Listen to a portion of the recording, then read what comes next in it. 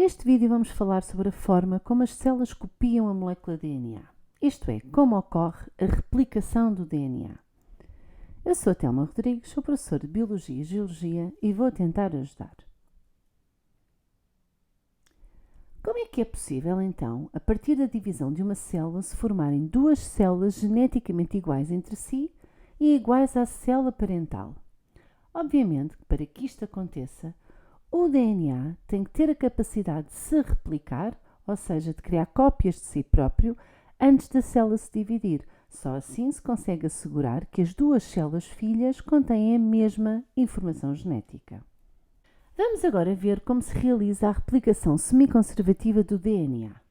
A replicação começa sempre em locais específicos do DNA, que são chamados de origem de replicação e são reconhecidos pela sua sequência. A helicase é a primeira enzima de replicação a ligar-se ao DNA nessa região. A função da helicase é desenrolar o DNA, quebrando as pontes de hidrogênio entre os pares de bases nitrogenadas. De seguida, ligam-se umas proteínas que impedem que as cadeias simples se voltem a ligar novamente em dupla hélice. E, conforme o DNA se abre, duas estruturas em forma de Y, chamadas de garfos ou forquilhas de replicação, são formadas. Juntas, compõem o que é chamada a bolha de replicação. E os garfos de replicação movem-se em sentidos opostos à medida que a replicação acontece.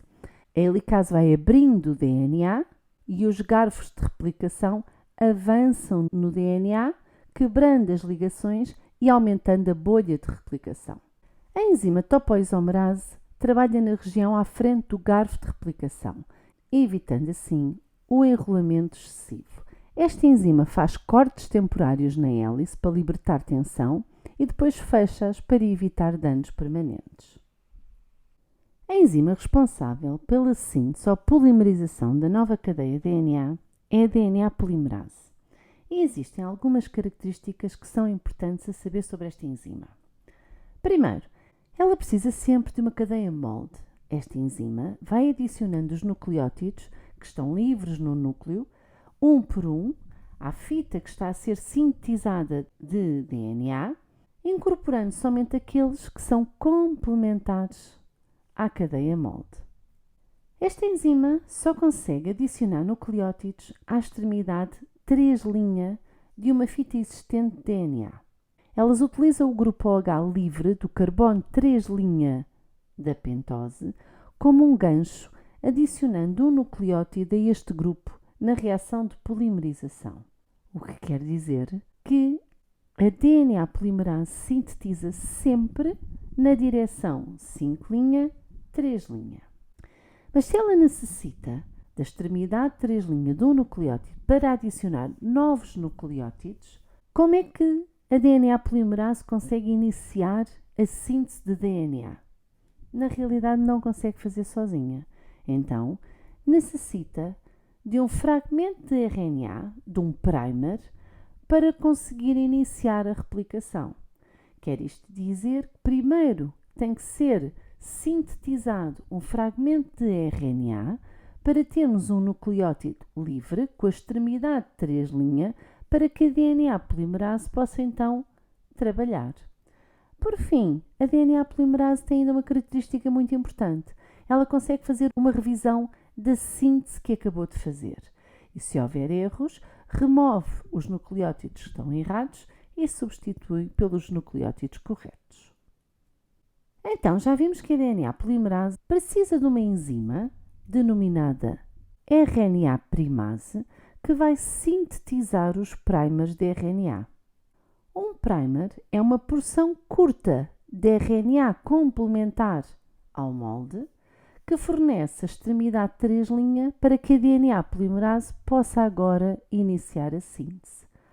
Um primer típico tem cerca de 5 a 10 nucleótidos e o primer inicia a síntese de DNA. É por isso é que tem o nome de primer ou iniciador. Neste momento, as DNA polimerases podem então iniciar a síntese de DNA e vão adicionando nucleótidos sempre no sentido 5', 3'. Como as cadeias de DNA são antiparalelas, vai fazer com que a síntese de DNA em cada uma das cadeias seja diferente. Numa das cadeias, a DNA polimerase avança no mesmo sentido que o garfo de replicação. Isso faz com que a síntese ocorra de forma contínua. Chama-se por isso a esta cadeia de leading strand, em inglês, ou cadeia líder, em português. Já na outra cadeia, terá que ser diferente. Ela vai sintetizar novamente 5' para 3', mas à medida que o garfo de replicação avança, expõe mais DNA que necessita de ser copiado. Assim, o que é que tem que acontecer? É necessário sintetizar novos primers e a DNA polimerase separa-se e volta a ligar-se ao DNA recentemente exposto, voltando a sintetizar um novo fragmento de DNA. Assim, nesta fita de DNA, que é sintetizada de forma descontínua, em fragmentos, ela denomina-se lagging strand, em inglês, ou cadeia tardia. Os fragmentos que se formam denominam-se fragmentos de Okazaki. De seguida, tem que existir a remoção dos primers de RNA, porque o RNA não faz parte da molécula de DNA. Então, a DNA polimerase 1 vai remover os primers e substituí-los por nucleótidos de DNA. Neste momento, já temos as duas novas cadeias de DNA sintetizadas, mas falta agora ligar, unir os fragmentos de DNA. Quem é que vai ser responsável por estabelecer estas ligações? Será a enzima DNA ligase. Vai então ligar os fragmentos recém-sintetizados de DNA. Posteriormente, as cadeias separam-se e obtêm o enrolamento típico da cadeia de DNA. Considerando aqui este esquema simplificado de uma dupla cadeia de DNA, sabemos que a replicação tem origem numa sequência específica que é a origem de replicação. Após a ação da helicase, começam a quebrar-se as ligações de hidrogênio existentes entre as duas cadeias e forma-se a bolha de replicação. Com o avanço da bolha de replicação, formam-se também os garfos de replicação que vão avançar em sentidos opostos. Se considerarmos aqui no lado direito, a cadeia de cima vai servir de molde para a síntese da cadeia contínua, da cadeia líder, uma vez que, à medida que o garfo de replicação avança, a síntese pode continuar a ocorrer de forma contínua. Contudo, em baixo, à medida que o garfo de replicação avança, fica exposto mais DNA para replicar. E como a síntese ocorre sempre de 5' para 3', em baixo, a síntese de DNA vai ocorrer de forma descontínua e vamos ter aqui a cadeia tardia. Contudo, se considerarmos do lado oposto, verificamos que em baixo temos agora a cadeia de síntese contínua.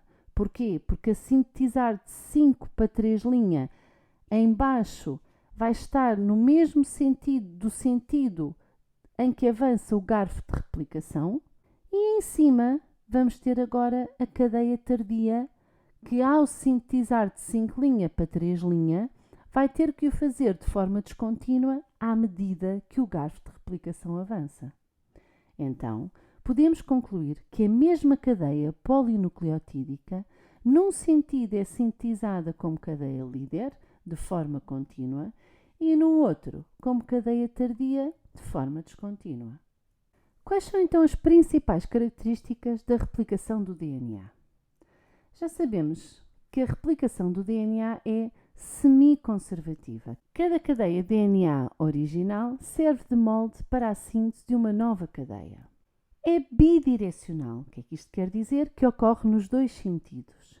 E é semi-descontínua, pois uma das cadeias é sempre sintetizada de forma descontínua. Sabemos ainda que envolve um complexo de várias enzimas: a helicase, as DNA polimerases 3 e 1, a topoisomerase, a RNA primase e a DNA ligase. E será que a replicação do DNA é um processo catabólico ou anabólico? É certamente um processo de anabolismo. Porquê? Porque ocorre a síntese de novas cadeias, ocorre a polimerização do DNA. Então, se ocorre síntese, polimerização, será necessária energia. Mas de onde vem essa energia? Essa energia vem dos próprios nucleótidos livres, que possuem 3 grupos fosfatos ligados na sua estrutura. Faz lembrar a estrutura da molécula de ATP com 3 grupos fosfato. Quando a ligação entre os fosfatos é quebrada, a energia libertada é usada então para formar uma nova ligação entre o novo nucleótido e a cadeia crescente. Acresce ainda dizer que na replicação do DNA, as novas cadeias formam-se sempre por complementaridade das bases nitrogenadas. Assim, assegura-se que as cópias que se formam são exatamente iguais à molécula de DNA original. E isto é importante porquê? Porque assim asseguramos a transmissão da informação genética. Garante-se que as duas células filhas obtêm a mesma informação genética que a célula-mãe. Ficou percebido? Espero que sim.